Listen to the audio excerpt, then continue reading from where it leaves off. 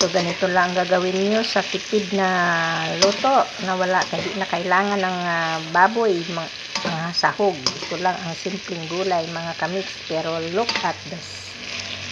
Look at is a very special look. Just, yan, mga kamatis na maliliit. Tapos, mushroom. Dry mushroom, halo-halo na siya. Yung mayroong tenga ng daga ba ang tawag dito, itong black na to. Tapos bagu beans, salt and pepper lang yan, at saka olive oil. Yan. Kailangan lang ay haluin. Huwag mong lagyan ng tubig. Nasa inyo na yan kung lagyan nyo ng magic sarap para sumarap. Pero sa akin, salt and pepper lang. So, yan ang ating simpleng gulay na masarap naman tingnan. Pero masarap naman talaga. Ako lang ang nag-ano sa sarili kong luto. Ayan o. Yung black na yan, yung tinatawag na tenga ng daga. Sa Chinese baga. Ewan ko.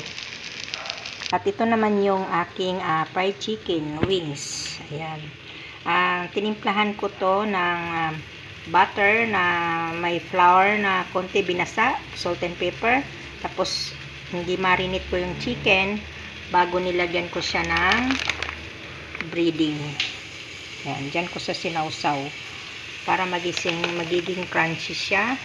At ito naman mga kamix ang aking french fries. Ayan, gumawa ako ng french fries para naman ay french fries ay bagay yan sa chicken. So, let's eat na mga kamix. Yan lang ang ating upload for today. So, okay na yan mga kamix. Ito na. Kamayin ko na, tikman ko eh. Gusto kong malaman kung masarap.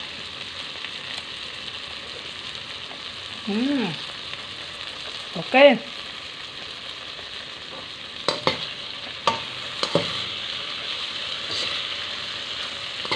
Malutong-lutong yung ano.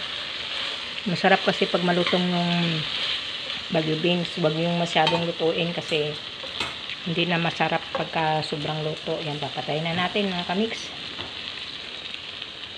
So, thank you for watching sa inyo. Mga kamix, like and share, comment. Bye-bye!